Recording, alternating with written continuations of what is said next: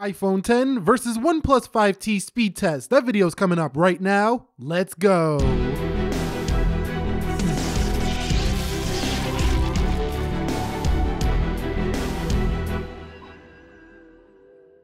So what is up, guys? Nick here, helping you to master your technology, and welcome to the iPhone 10 versus the OnePlus 5T speed test. Now, the OnePlus 5T I just versed against the Note 8 and it held its own, but let's begin here with the boot up test in 3, 2, 1.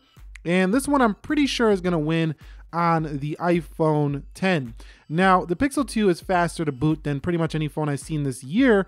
However, I think the iPhone 10 should be quicker here. We do have an A11 Bionic chipset, 3 GB of RAM, 6 gigs of RAM, so double the RAM, and a Snapdragon 835 there for the OnePlus 5T. And you see that even with less RAM, it's faster to boot up than the 5T, but not by that much. Is it $500 faster to boot up? Nah. Okay, guys, so I'm just gonna skip over the face unlock portion because it takes 2 steps to get into it on the iPhone 10 and 1 step for the 5T. So I'm not gonna show the obvious. The 5T is gonna smoke the 10 and just sheer speed. However, the 10 is doing some stuff with the technology, making it a little bit more secure in this, true depth sensor and stuff up there. So let's go into the calendar. And you can see that one's a win easily for the 10. Let's go into calculator. That's a win for the 5T. Now, this swipe gesture to go home kind of makes the iPhone come to match the Android when it comes to going back to the home screens. Let's go into clock.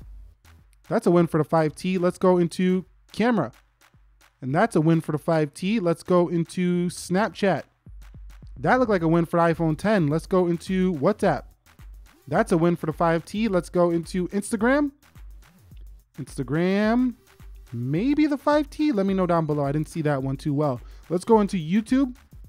And YouTube is first there on the right. And there is the left. Let's go into Twitter. And you can see Twitter is first on the right. And there is the left. Let's go into a Pie Geek. And you can see that's the iPhone 10. The app's a little bit better optimized there on the left. Let's go into speed test.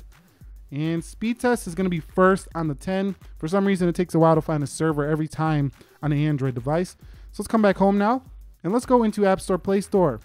You can see that was first for the 5T. Maybe that was tied. Let me know down below. Coming home. Let's go into Jetpack Joyride. And see which one's first. Boom, that's the iPhone. So the iPhone holds its lead when it comes to just sheer opening speeds of games. Let's go into Monster Dash and see which one is first. That is the iPhone again. So the iPhone is a win. I don't like how on the iPhone 10 you have to come to the side to pull it out. It's kind of not ergonomic. I would like for them to just have it come from the bottom. I'd like to see that in future updates. Let's go into Geekbench. And you can see Geekbench about the same. Let's go into Chrome. And Chrome's first there definitely for the right side here with the OnePlus 5T.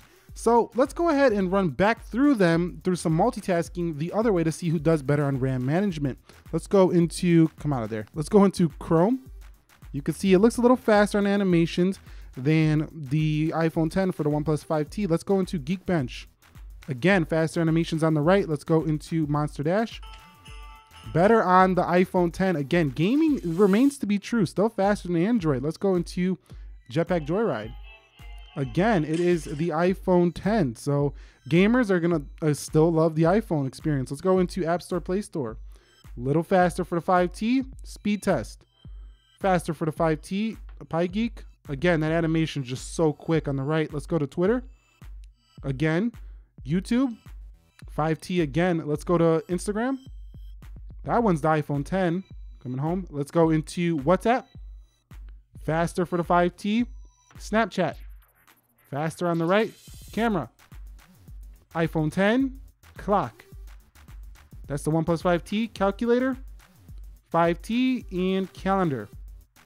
That's the iPhone 10. So the iPhone 10 won some. The 5T won some. I think it's pretty much a draw when it comes to the speed. The animations just look quicker. And that means that on the day-to-day, you're going to feel like the OnePlus 5T visually looks faster just because those quick animations, as I showed in my prior video, they're just really quick. And you just can't replicate that same level of speed with this iPhone 10.